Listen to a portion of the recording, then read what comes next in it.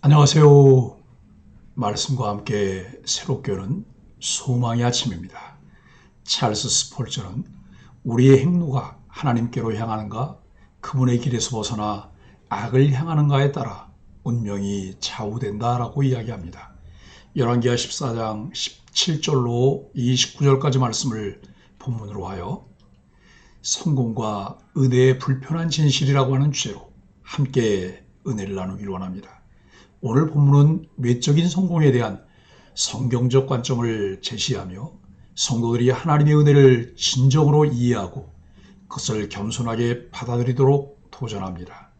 열왕기하 14장 1절로 16절에서는 유다왕 아마샤의 신앙과 교만이 결합된 이야기를 보았습니다. 아마샤가 초기에는 율법을 준수하고 하나님의 말씀에 순종함으로 에돔을 물리치는 승리를 거두었지만 자신의 승리를 교만하게 여기고 북이스라엘 왕 요아스와 전쟁을 벌였습니다. 이 전쟁에서 그는 패배하여 포로로 잡혀가고 유다 역시 큰 피해를 입었습니다. 이러한 아마샤의 삶은 성도들에게 하나님께 순종할 때의 성공과 교만으로 인한 실패의 위험성을 가르칩니다. 오늘 본문은 아마샤의 마지막 북이스라엘 왕 여로보암 2세의 통치를 기록하고 있습니다. 특히 여로보암 2세의 통치 기간 동안 이스라엘의 외적인 번영과 하나님이 그들에게 베푸신 자비를 통해 하나님이 어떠한 방식으로 역사하시는지를 보여줍니다. 이 본문은 우리가 외적인 성공에만 의존하는 것의 위험성과 하나님의 은혜를 어떻게 바라봐야 하는지를 깊이 고민하게 합니다. 17절로 22절은 아마샤의 마지막을 보여줍니다. 본문에서 아마샤는 북이스라엘 왕 요아스의 손에 패배한 후에도 15년을 더 살았지만 그의 통치의 마지막은 비극적으로 끝납니다. 그의 백성들이 반역을 일으켜 그를 살해하였습니다. 아마샤의 패배와 그의 비참한 최후는 그가 교만으로 하나님을 떠나 자기 힘을 의지한 결과였습니다. 칼빈은 아마샤의 마지막을 추석하며 그의 비극적인 운명은 교만의 결과임을 강조합니다. 칼빈은 하나님께서 은혜를 베푸실 때 우리는 더욱 겸손해져야 하며 그렇지 않으면 그 은혜는 오히려 우리의 심판이 될 수 있다고 지적합니다. 아마샤는 자신의 실패를 교훈으로 삼지 않고 끝까지 회개하지 않았기에 비극적인 결말을 맞이했습니다. 아마샤는 왜 그의 말년에도 회개하지 않고 백성에게서 반역을 당했을까요? 우리의 삶 속에서 실패의 순간에 하나님께 돌아가야 하는 이유는 무엇일까요? 23절로 29절에서 여로보암 2세의 통치와 하나님의 은혜를 보여줍니다. 여로보암 2세는 이스라엘 역사에서 매우 성공적인 왕으로 기록됩니다. 그의 통치 기간 동안 이스라엘은 북쪽으로는 하맛에서 남쪽으로는 아라바 바다까지 영토를 확장하고 경제적으로도 큰 번영을 이루었습니다. 하지만 성경은 그의 성공에도 불구하고 그가 여로보암 1세의 죄를 따랐다고 기록합니다. 그는 이스라엘 백성을 우상 숭배의 길로 인도하였고 영적으로는 실패한 왕이었습니다. 여로보암 2세의 통치는 하나님의 은혜로 이루어진 번영의 시대였습니다.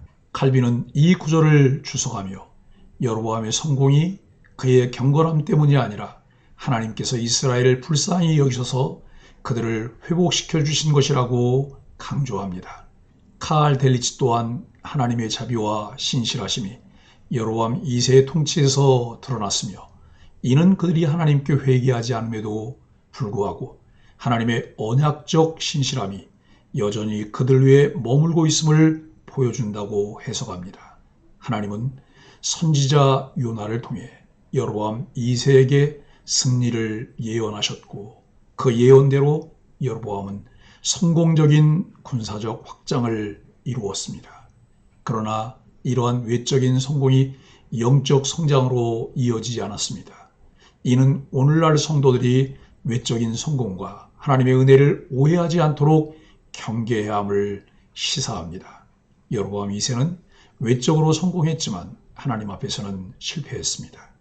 우리는 우리의 성공을 어떻게 평가하고 있습니까? 외적인 번영이 하나님의 은혜임을 어떻게 이해하고 겸손하게 받아들일 수 있을까요? 이 본문은 우리가 외적인 성공과 하나님의 은혜를 어떻게 바라보아야 하는지에 대한 깊은 질문을 던집니다. 아마샤의 실패와 여로보암 2세의 성공은 외적인 상황이 신앙적 성숙을 보장하지 않음을 보여줍니다. 하나님께서는 그분의 언약적 신실함을 따라 이스라엘을 도우셨고 여로보암에게도 번영을 주셨습니다. 하나님은 인간들의 행위에 따라 무엇을 결정하시는 분이 아니라 하나님의 신실하심에 따라 언약을 이루십니다. 이때 우리들에게 필요한 것은 신실하신 하나님의 언약에 따라 반응하는 참 그리스도인의 자세입니다. 오늘날 우리도 외적인 성공을 하나님의 축복으로 쉽게 해석할 수 있지만 그 성공이 진정한 영적 성장과 겸손으로 이어지지 않는다면 그것은 오히려 우리를 무너뜨릴 수 있습니다. 웨스트민스터 신앙고백서는 우리의 모든 성공과 실패는 하나님의 섭리 아래에 있으며 우리는 그분의 뜻에 따라 살아가야 함을 강조합니다. 성공은 교만으로 이어질 때 하나님과의 관계를 깨뜨리는 도구가 될 수 있습니다. 사랑하는 소망의 가족 여러분, 하나님께서 우리에게 주시는 은혜와 성공을 겸손히 받아들이고 외적인 결과보다 내적인 성숙과 신실함을 우선시하는 삶을 살아가야 합니다. 외적 성공에 집착하지 않고 영적 건강을 우선시하며 하나님의 뜻에 맞게 살아가는 것을 우리의 목표로 삼아야 합니다. 외적인 성공이 아니라 내적인 신실함을 추구하는 것이 신앙과 삶의 본질이어야 합니다.